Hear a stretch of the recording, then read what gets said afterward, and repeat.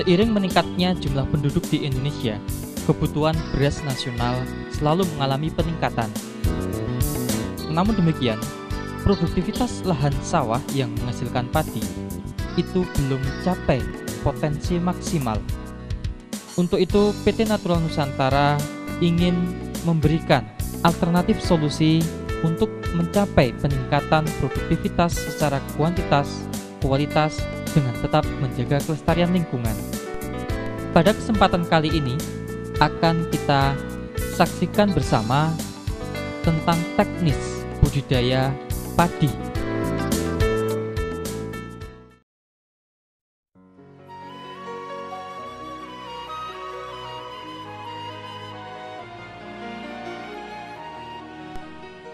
Sebagai persiapan awal, kita siapkan pembuatan persemaian.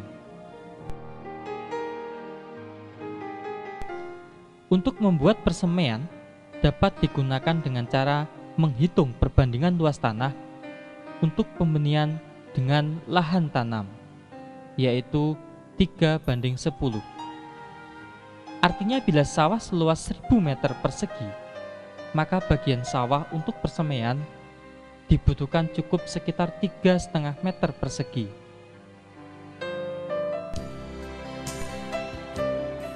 Setelah lahan persemaian jadi, biarkan kurang lebih 1 minggu, baru benih disebarkan. Langkah berikutnya adalah mempersiapkan benih. Siapkan benih sesuai dengan jenis yang dikehendaki. Dan kalau bisa, jenis padi yang bersertifikat. Sebelum benih direndam, terlebih dahulu alangkah baiknya benih kita keringkan di bawah panas sinar matahari kurang lebih setengah hingga 1 jam. Sambil menunggu pengeringan benih, kita siapkan air secukupnya dan ditaruh dalam ember. Lalu kita masukkan pupuk organik cair NASA dengan dosis 2 tutup per 10 liter air atau 20 cc per 10 liter air.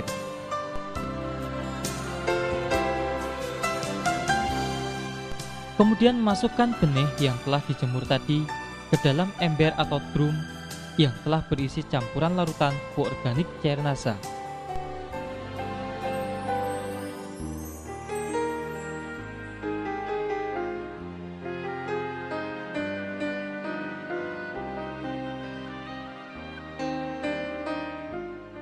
Rendamlah selama kurang lebih 1 malam.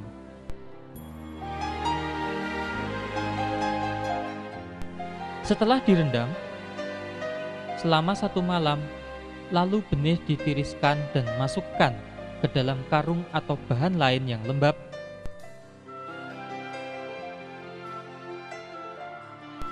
Kemudian diperam selama 1 hingga 2 malam.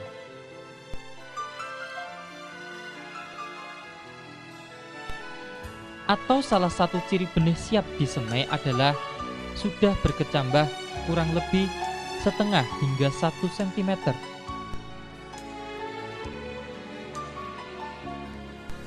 Sedangkan bekas air rendaman jangan dibuang, karena nanti dapat digunakan untuk menyiram lahan persemaian.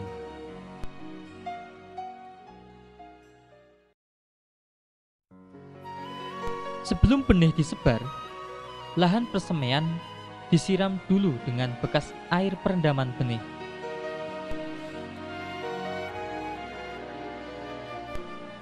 Baru kemudian sebarkan benih yang telah diperam tadi yang sudah mulai berkecambah secara merata ke lahan persemaian.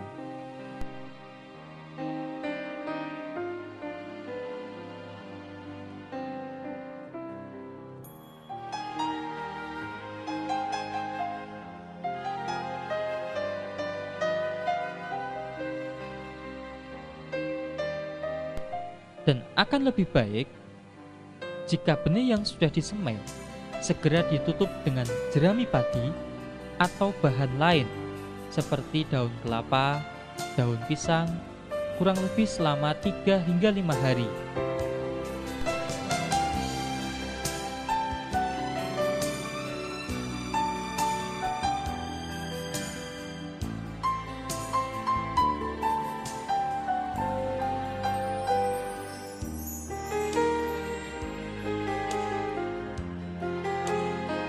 Setelah 3-5 hari, kira-kira benih sudah tampak tumbuh merata, jerami tersebut segera dibuka dengan hati-hati agar bibit padi tidak rusak.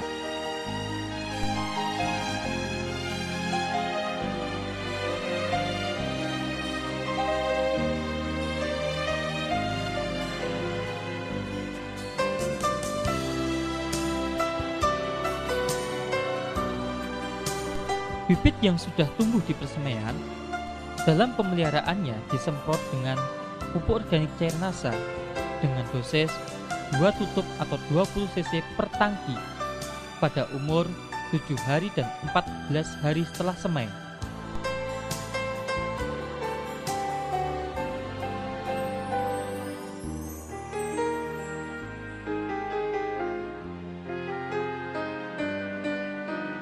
Pada saat penyemprotan pupuk organik cair NASA, akan lebih baik jika dicampur dengan BVR untuk membantu mencegah atau mengurangi serangan hama penggerek batang. Setelah kita lakukan proses pembibitan, kita juga sekaligus dapat melakukan pengolahan tanah. Prinsip pengolahan tanah adalah pembalikan dan pemecahan bongkah-bongkah tanah sawah agar sirkulasi air dan udara di dalam tanah itu berjalan lebih baik. Pengolahan lahan tahap pertama adalah pembajakan. Pembajakan dapat menggunakan traktor atau dengan cara tradisional yaitu menggunakan cangkul ataupun dengan menggunakan tenaga hewan ternak seperti kerbau dan sapi. Tujuan pembajakan adalah untuk pembalikan tanah sekaligus mengendalikan gulma sehingga tanaman pengganggu dan biji-bijian dari rumput-rumput liar akan terbenam dan terurai. Selanjutnya, diamkan kurang lebih 1 minggu. Setelah waktu 1 minggu, baru dilakukan pemupukan dasar. Pupuk dasar berupa NPK, dolomit, dan juga supernasa dapat diberikan dengan beberapa alternatif waktu. Yang dimaksud adalah NPK, dolomit, dan supernasa sebagai pupuk dasar dapat diberikan pada saat sebelum dilakukan pembajakan pertama, dapat juga diberikan setelah pembajakan pertama, namun dapat juga diberikan pada saat sebelum tanam setelah lahan digaru dan sudah diratakan. Tentang dosis pupuk dapat kita lihat pada penampilan tabel pupuk sebagai berikut. Ada 3 tabel jenis dan dosis pemupukan. Tabel pertama merupakan dosis pupuk dengan potensi hasil panen mencapai 1 hingga 1,2 ton per 1000 meter persegi gabah kering panen. Pada tabel pertama, urea sebanyak 18 kg per 1000 meter persegi, Seta 2 kg per 1000 meter persegi, SP36 12,5 kg per 1000 meter persegi, KCL 10 kg per 1000 meter persegi. Sedangkan dolomit adalah 25 kg per 1000 meter persegi. Tabel kedua yaitu dosis pupuk dengan potensi hasilnya 0,8 hingga 1 ton per 1000 meter persegi gabah kering panen. Pada tabel kedua, dosis urea 7,5 kg per 1000 meter persegi, SP36 14,5 kg per 1000 meter persegi.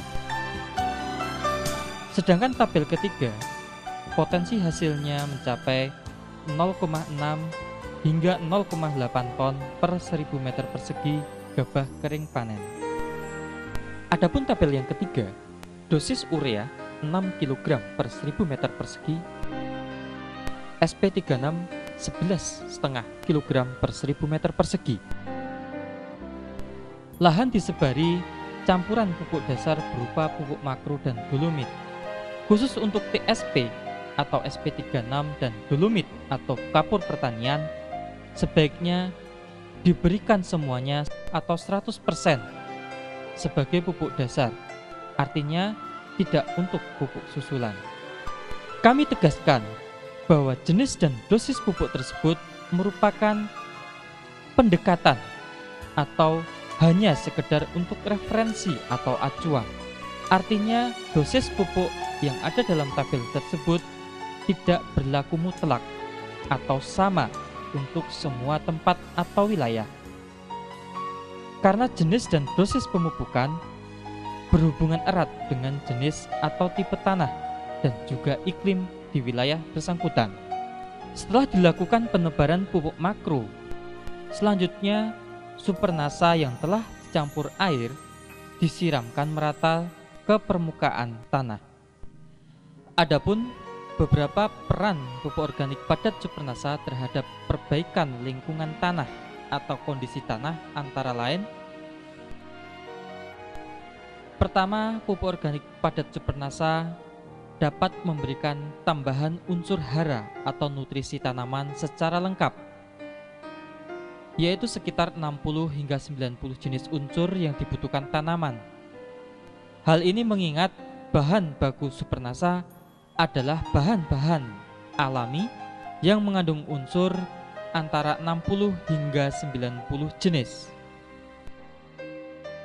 Peran yang kedua adalah pupuk organik padat Supernasa dapat melarutkan kembali residu atau sisa-sisa pupuk kimia di dalam tanah sehingga dapat dimanfaatkan kembali oleh tanaman. Peran yang ketiga, pupuk organik padat Supernasa dapat memperbaiki struktur dan tekstur tanah sehingga tanah secara bertahap atau berangsur-angsur kembali gembur dan subur. Peran yang keempat, pupuk organik padat Supernasa dapat meningkatkan jumlah populasi, keragaman, dan juga aktivitas mikroorganisme di dalam tanah. Dengan adanya peningkatan populasi, keragaman, dan juga aktivitas mikroorganisme di dalam tanah, maka tanah akan menjadi lebih gembur. Peran yang kelima, pupuk organik padat Supernasa dapat membantu menstabilkan pH tanah sesuai dengan kebutuhan tanaman. Peran yang keenam, bahwa pupuk organik padat Supernasa dapat memberikan tambahan zat perangsang tumbuh alami atau hormon tumbuh alami bagi tanaman berupa hormon alami auksin, giberelin, dan sitokinin.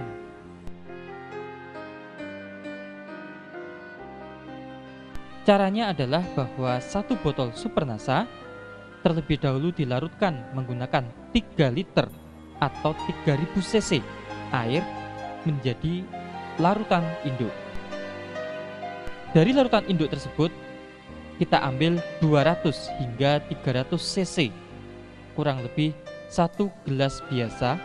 Kemudian kita encerkan dengan 50 liter air. Setelah kita aduk, barulah kita siramkan merata ke permukaan lahan. Selama pemupukan dasar hingga nanti fase tanam, masukkan air secukupnya, jangan sampai melimpah ruah sehingga mengalir keluar dari lahan kita. Setelah kita lakukan pemupukan dasar dan juga penyiraman Supernasa, kemudian kita lakukan penggaruan atau garu. Tujuan penggaruan adalah agar tanah menjadi rata dan rerumputan yang masih tertinggal dapat terbenam ke dalam tanah.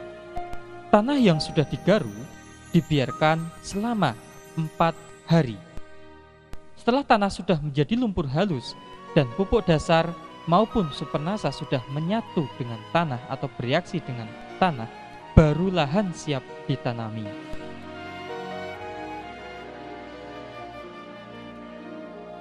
Pada proses penanaman bibit, tahap pertama adalah pencabutan bibit, atau dalam bahasa Jawa kita sebut daud bibit. Perlu kita perhatikan bahwa dalam pencabutan bibit haruslah dilakukan secara hati-hati, supaya tidak banyak akar yang putus. Syarat bibit yang baik untuk dipindahkan ke lahan penanaman adalah tinggi bibit sekitar 25 cm, memiliki 5 hingga 6 helaian daun, batang bawah besar dan keras, bebas hama dan penyakit tanaman, serta jenisnya seragam.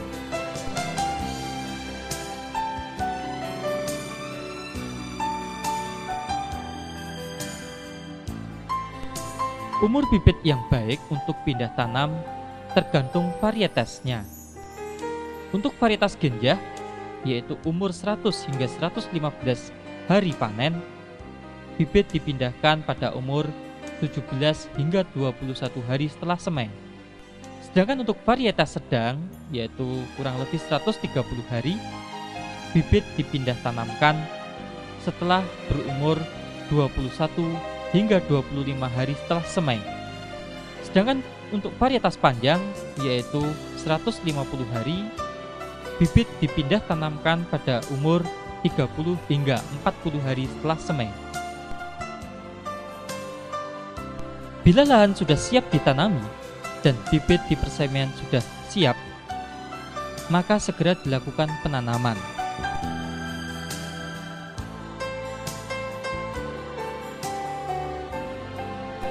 Jarak tanam yang digunakan antara lain adalah 25 kali 25 cm atau 30 kali 30 cm. Dengan jumlah bibit yang dimasukkan ke dalam setiap rumpun adalah cukup 2 hingga 3 bibit per rumpun. Pada saat penanaman juga perlu kita perhatikan kedalaman tanam. Umumnya, sebagian besar petani di Indonesia kurang memperhatikan kedalaman bibit atau kedalaman tanam. Kedalaman yang sering digunakan hanya didasarkan pengalaman selama bertahun-tahun jadi petani atau berdasarkan naluri. Bibit yang terlalu dalam dibenamkan atau ditanam akan berakibat pada berkurangnya jumlah anakan tanaman. Ini terjadi karena semakin dalam pembenaman bibit, maka akan semakin kurang suhu tanah, sehingga mata tunas yang ada di bagian bawah bibit tidak akan memperoleh rangsangan untuk membentuk anakan.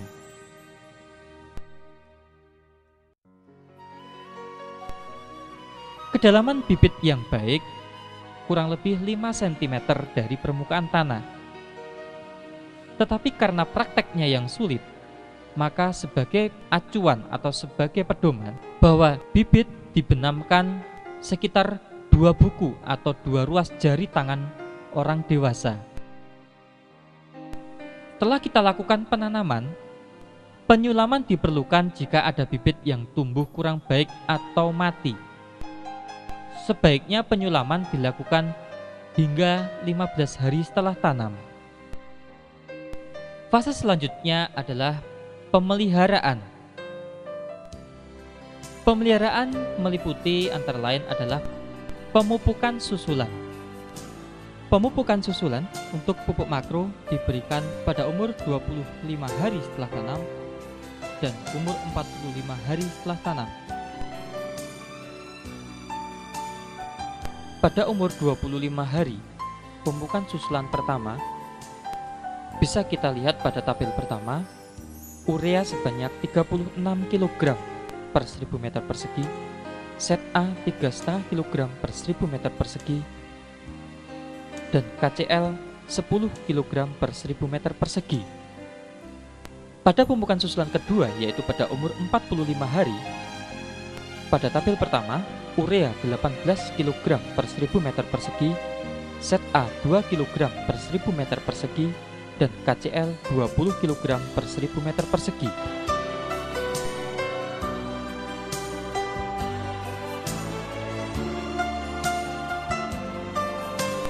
Sedangkan tabel kedua, pada umur 25 hari, pemupukan susulan pertama urea 15 kg per 1000 meter persegi, KCl 5 kg per 1000 meter persegi. Pada pemupukan susulan kedua, yaitu pada umur 45 hari, urea 7,5 kg per 1000 meter persegi, KCl 10 kg per 1000 meter persegi.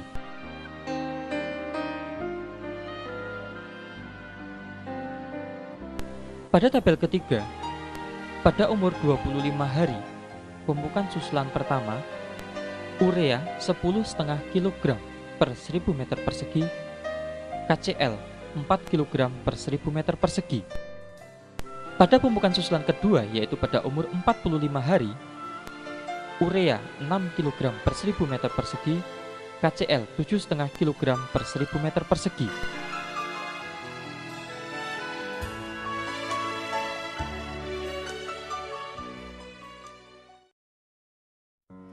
Penyemprotan pupuk organik cair nasa dan hormonik yang pertama dilakukan pada umur 15 hari setelah tanam.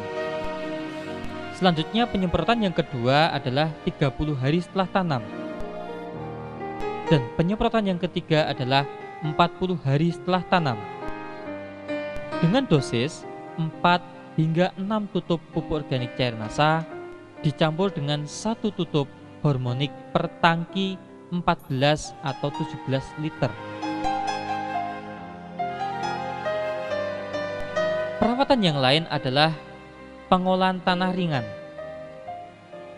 Pengolahan tanah ringan ini dilakukan pada tanaman berumur 20 hari setelah tanam. Tujuannya adalah untuk memperbaiki sirkulasi udara atau aerasi dalam tanah, juga agar tanah di sela-sela tanaman akan menjadi gembur. Alat yang digunakan biasanya berupa sorokan, yaitu semacam garpu kayu bergigi paku yang sudah ditumpulkan selebar kurang lebih 15 cm dan diberi tangkai. Pemeliharaan selanjutnya adalah penyiangan. Gulma atau tanaman liar yang mengganggu tanaman padi akan bersaing dengan tanaman padi dalam memperoleh makanan atau zat hara dari dalam tanah. Oleh karena itu, penyiangan sangat diperlukan agar tanaman padi dapat tumbuh sempurna sehingga produktivitasnya dapat maksimal. Gulma yang sudah dicabut dapat dibuang keluar areal sawah atau dipendam dalam lumpur sawah sedalam-dalamnya. Sebaiknya dalam satu musim tanam dilakukan penyiangan 2 kali, yaitu pada saat umur 21 hingga 30 hari setelah tanam dan 35 hingga 45 hari setelah tanam. Dalam berbudidaya padi, hal yang sangat penting adalah pengaturan air. Dalam pengaturan air perlu diperhatikan beberapa fase pertumbuhan. Pada fase pertumbuhan awal, yaitu setelah bibit padi ditanam, sawah harus digenangi air setinggi 2 hingga 3 cm selama 15 hari atau saat tanaman mulai membentuk anakan. Air harus dipertahankan agar struktur tanah yang sudah diperoleh saat pengolahan tanah dapat dipertahankan. Selain itu dapat juga menghambat pertumbuhan gulma. Kecuali jika tampak gejala serangan hama putih, maka pengairan diatur, yaitu 1 hari digenangi, selanjutnya 3 hingga 4 hari dikeringkan. Dikeringkan yang dimaksud adalah tanah cukup basah saja, tapi tidak ada air yang tergenang. Hal ini bertujuan untuk memutus siklus hama putih tersebut. Perlu kita ketahui bahwa hama putih sesekali dan biasanya pada malam hari turun ke bawah untuk memenuhi kebutuhan makan maupun minum dari air yang ada di permukaan tanah. Jadi dengan pengiringan diharapkan dapat mengurangi atau memutus siklus hama putih tersebut. Pengaturan air pada fase pembentukan anakan. Pada fase pembentukan anakan, ketinggian air perlu ditingkatkan dan dipertahankan cukup 3-5 cm hingga tanaman terlihat bunting. Bila permukaan air mencapai ketinggian lebih dari 5 cm dari permukaan tanah, Hal ini malah dapat berakibat pembentukan anakan atau tunas akan terhambat. Tetapi sebaliknya, jika kurang dari 3 cm, gulma akan mudah sekali tumbuh dan berkembang. Pengaturan air pada fase bunting, yaitu air dibutuhkan dalam jumlah cukup banyak, sehingga ketinggian genangan air pun harus cukup tinggi, yaitu sekitar 10 cm dari permukaan tanah. Kekurangan air harus dihindari pada saat fase bunting ini, karena dapat berakibat kurang sempurnanya pengisian bulir padi, sehingga pada akhirnya banyak pembentukan bulir padi yang gagal atau tidak sempurna dan kurang bernas. Pada fase pembungaan, bila mulai tampak keluar bunga, sawah perlu dikeringkan selama kurang lebih 4 hingga 7 hari. Ini dilakukan supaya pembungaan berlangsung secara serentak.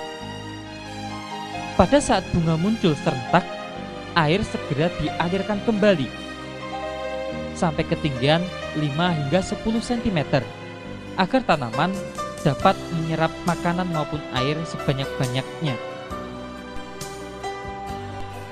Dalam berbudidaya padi, di samping penggenangan juga perlu diperhatikan pada fase-fase pengeringan. Sebenarnya pengeringan yang dimaksud bukanlah kering total, artinya tanah cukup basah dan lembab namun tidak sampai tergenang. Pengeringan hanya dilakukan pada fase pemasakan biji. Tujuan utamanya adalah untuk memperbaiki aerasi tanah, meningkatkan suhu dalam tanah, dan juga meningkatkan penambahan bahan organik oleh jasad renik, dan sekaligus mencegah terjadinya busuk akar, serta bermaksud untuk mengurangi atau mencegah populasi hama. Sedangkan pada pemasakan biji atau pemasakan bulir padi bertujuan untuk menyeragamkan biji atau bulir dan mempercepat pemasakan bulir padi. Sebagai patokan, pengeringan dilakukan saat seluruh butir padi mulai menguning. Pengeringan jangan dilakukan sebelum semua bulir padi tampak kuning, karena dapat berakibat malai padi menjadi kopong atau kosong atau gabuk. Pengeringan ini dilakukan hingga saat padi siap dipanen.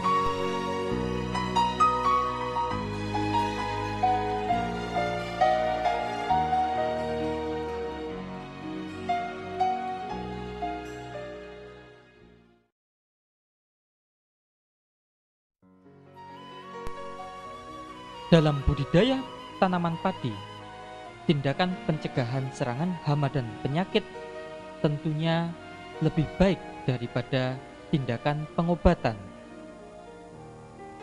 Untuk itu perlu dilakukan pengamatan secara cermat dan teratur. Paling tidak pengamatan dilakukan setiap 2 hari sekali atau setidaknya 1 minggu sekali.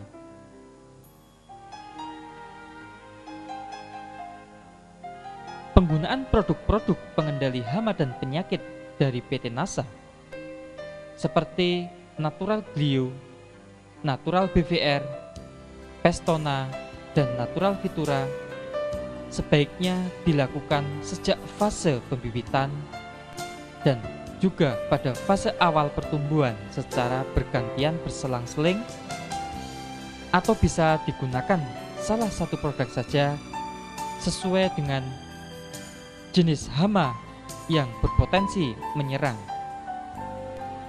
Akan lebih baik jika Natural Glio, Natural BVR, Natural Vitura maupun Pestona diberikan secara teratur 1-2 minggu sekali berdasarkan jenis hama atau penyakit yang biasanya berpotensi menyerang tanaman padi di wilayah atau lahan yang bersangkutan. Selain penggunaan produk-produk dari PT Natural Nusantara, sebaiknya juga dilakukan tindakan pencegahan lainnya. Tindakan pencegahan serangan hama dan penyakit tanaman padi juga dapat dilakukan dengan beberapa cara. Misalnya dengan pengaturan rotasi tanaman dan juga rotasi varietas tanaman padi. Dengan pengolahan tanah yang baik, pengaturan jarak tanam, penyiangan secara teratur, kemudian dengan pengelolaan air, perbaikan sanitasi lingkungan, misalnya dengan menjaga kebersihan penatang sawah, dan yang tidak kalah pentingnya adalah dengan pemberian nutrisi atau pupuk secara lengkap, cukup, dan berimbang. Adapun beberapa hama dan penyakit yang sering dijumpai menyerang tanaman padi, di antaranya adalah yang pertama adalah hama putih palsu. Hama putih palsu biasanya menyerang sejak awal pembibitan. Gejala yang dapat dijumpai biasanya ditemukan titik-titik yang memanjang sejajar tulang daun dan berwarna putih, serta dapat ditemukan ulat yang menggulung daun padi.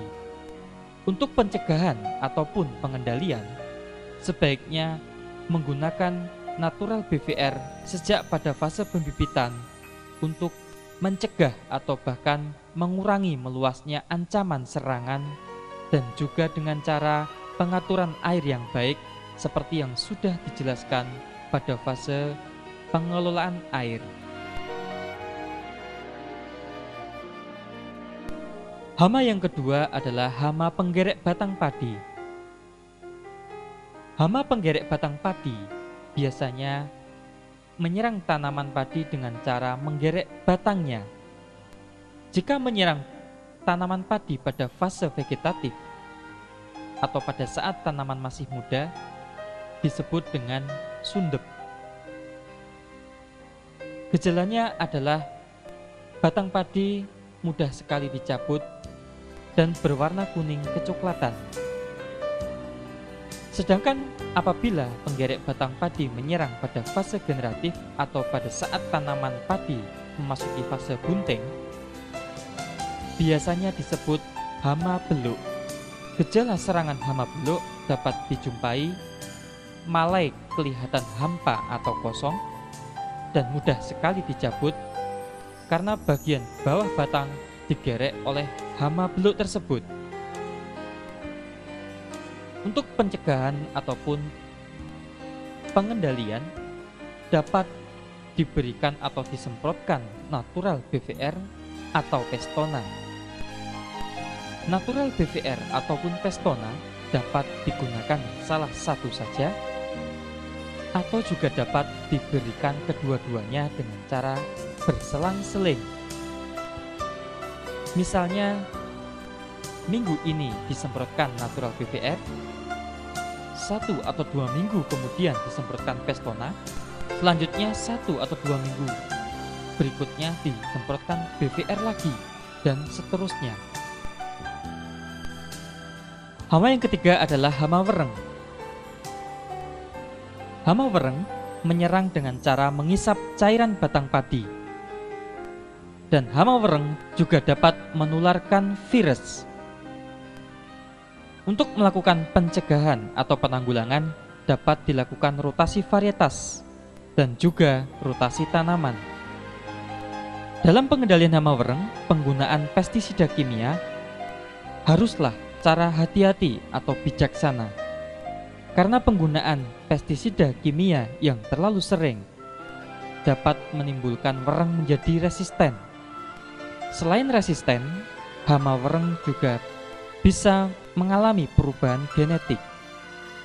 Untuk itu, penggunaan natural BVR dan Pestona merupakan cara yang sangat tepat untuk mengendalikan hama wereng, karena natural BVR dan Pestona merupakan bahan-bahan pengendali wereng yang bersifat alami.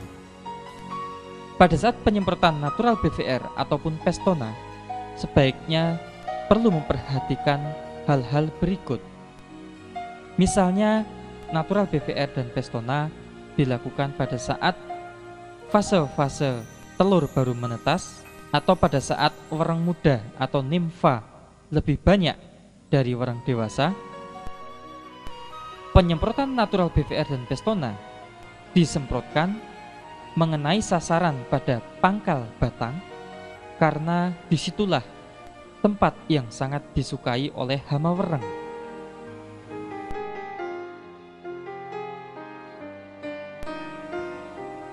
Dari kedua hama, yaitu hama penggerek batang padi maupun hama wereng, sebaiknya pada saat tanaman padi sudah terserang hama penggerek batang maupun wereng, jerami habis panen itu sebaiknya dibakar. Serta perlu dilakukan pengelolaan air dan pengelolaan tanah dengan baik dan benar.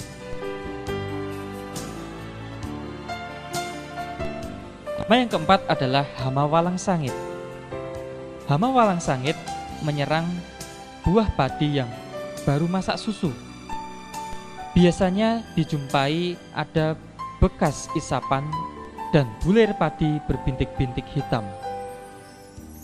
Untuk pengendalian atau pencegahan hama walang sangit, sebaiknya digunakan natural BVR atau juga dapat digunakan Pestona.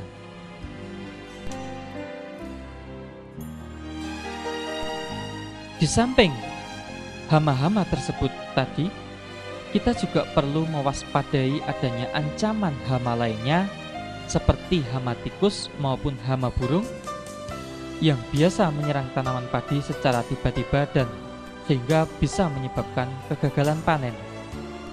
Khususnya hama tikus dapat dilakukan penyebaran atau penebaran musuh alami tikus seperti burung hantu, ular, anjing, maupun kucing. Serta dapat juga dilakukan pembersihan pematang sawah atau sanitasi yang baik. Pada saat habis panen sebaiknya dilakukan gropioan atau memburu tikus secara beramai-ramai.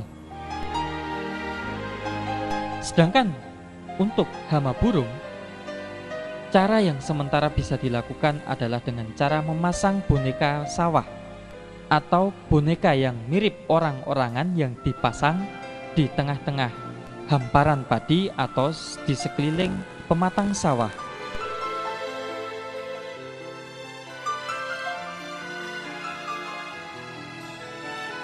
Di samping hama, kita juga harus mewaspadai ancaman serangan penyakit tanaman padi. Penyakit-penyakit tanaman padi yang perlu diwaspadai antara lain penyakit yang disebabkan oleh jamur, diantaranya adalah penyakit blas yang disebabkan oleh jamur Pyricularia oryzae, serta juga penyakit yang disebabkan oleh jamur Fusarium. Di samping itu yang juga perlu diperhatikan adanya ancaman penyakit yang disebabkan oleh bakteri Xanthomonas campestris, seperti penyakit kresek atau kresek atau penyakit hawar daun. Untuk mencegah serangan penyakit tersebut, sebaiknya diberikan nutrisi yang lengkap, cukup, dan berimbang sejak pada awal tanam. Di samping itu, harus diberikan pencegahan dengan pemberian natural glio pada saat sebelum tanam. Harus diwaspadai juga adanya ancaman penyakit tungro yang sudah terbukti sangat membahayakan pada tanaman padi. Penyakit tungro disebabkan oleh virus yang ditularkan oleh wereng hijau. Di samping penyakit tungro juga perlu diwaspadai penyakit kerdil yang disebabkan juga oleh virus, namun hama perantaranya berupa wereng coklat.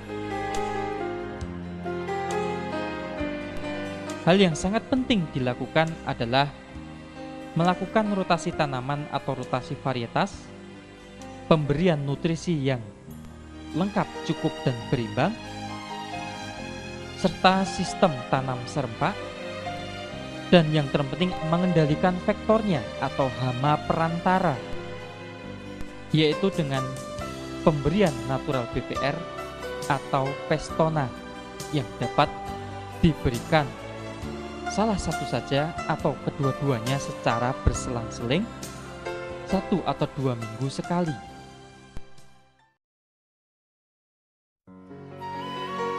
Setelah tanaman cukup umur, maka segera dilakukan pemanenan. Pemanenan dapat menggunakan sabit atau ani-ani atau alat yang lain disesuaikan dengan lokasi dan juga tradisi setempat. Demikianlah informasi tentang budidaya padi dari PT Natural Nusantara. Semoga informasi ini bermanfaat bagi mitra NASA khususnya dan petani padi pada umumnya di seluruh Nusantara. Terima kasih dan salam NASA.